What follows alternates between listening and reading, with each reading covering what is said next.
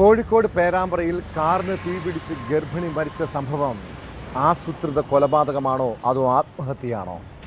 അപകടം നടക്കുന്നതിന് തൊട്ട് മുൻപ് നടുവണ്ണൂരിൻ്റെ പമ്പിൽ നിന്ന് എന്തിനാണ് സോന പെട്രോൾ വാങ്ങിയത്? തീപിടുത്തം ആസൂത്രിതമെന്നാണ് പോലീസിൻ്റെ കണ്ടെത്തൽ. മരിച്ച സോനയെ കേന്ദ്രീകരിച്ചും പോലീസ് അന്വേഷണം നടത്തുന്നുണ്ട്. അപകടത്തിന് മുൻപ് പമ്പിൽ നിന്ന് പെട്രോൾ വാങ്ങിയത് സോന തന്നെയെന്ന് പോലീസ് ഉറപ്പിക്കുന്നുണ്ട്.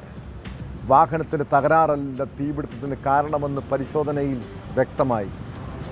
നിർണായക CCTV ദൃശ്യങ്ങൾ കേന്ദ്രീകരിച്ചാണ് പോലീസിന്റെ അന്വേഷണം നടക്കുന്നത്.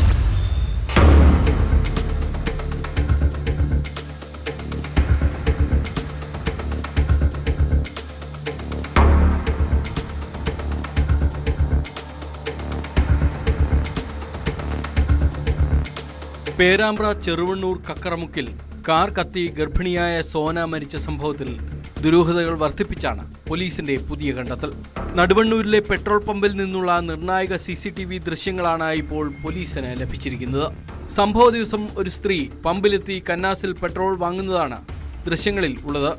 ഈ ദൃശ്യങ്ങളിൽ മരിച്ച സോന തന്നെയാണെന്ന് പോലീസ് ബന്ധുക്കളെ അറിയിച്ചു കഴിഞ്ഞു.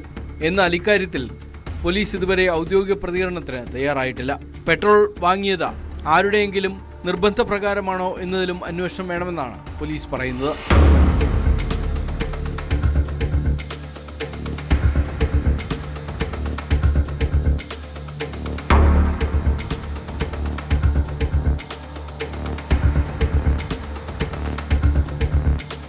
അപകടം നടന്ന ദിവസം മാതൃ സഹോദരിയുടെ മകൾ അശ്വതിക്കൊപ്പം സോന ഷോപ്പിങ്ങിന് പോയിരുന്നു. സാധനങ്ങൾ വാങ്ങാൻ ഇരുവരും വ്യത്യസ്ത കടകളിലേക്കാണ് പോയത്. അതുകൊണ്ട് തന്നെ സോന എന്താണ് വാങ്ങിയതെന്ന് അറിയില്ലെന്നാണ് അശ്വതിയുടെ മൊഴി.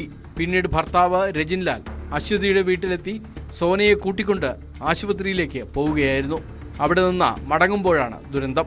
കാറിന്റെ ഉൾവശം മാത്രമാണ് കത്തിയത് എന്ന കാര്യം തുടക്കം മുതലേ സംശയങ്ങൾക്ക് വഴിവെച്ചിരുന്നു. കാറിനുള്ളിൽ പെട്രോൾ ഒഴിച്ച് തീവെച്ചതാണെന്ന സൂചന ഫോറൻസിക് പരിശോധനയിൽ പോലീസിന് നേരത്തെ ലഭിച്ചിരുന്നു. കഴിഞ്ഞ വെള്ളിയാഴ്ച രാത്രി 9 മണിയോടെയാണ് നാടിനെ നടുക്കിയ സംഭവമുണ്ടായത്. കാർ ഓടിച്ചിരുന്ന ഭർത്താവ് രജിൻലാൽ ഗുരുതരമായി പൊള്ളലേറ്റ മെഡിക്കൽ കോളേജ് ആശുപത്രിയിൽ ചികിത്സയിലാണ്. നാട്ടുകാർ ഓടിക്കൂടിയാണ് തീകെടുത്തിയത്.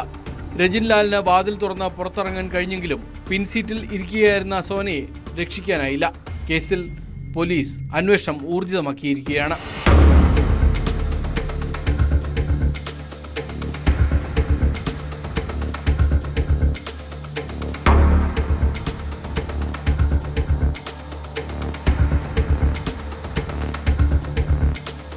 News 18 കോഴിക്കോട്. കൂടുതൽ വാർത്തകൾക്ക് News 18 Keralam YouTube channel subscribe ചെയ്യുക.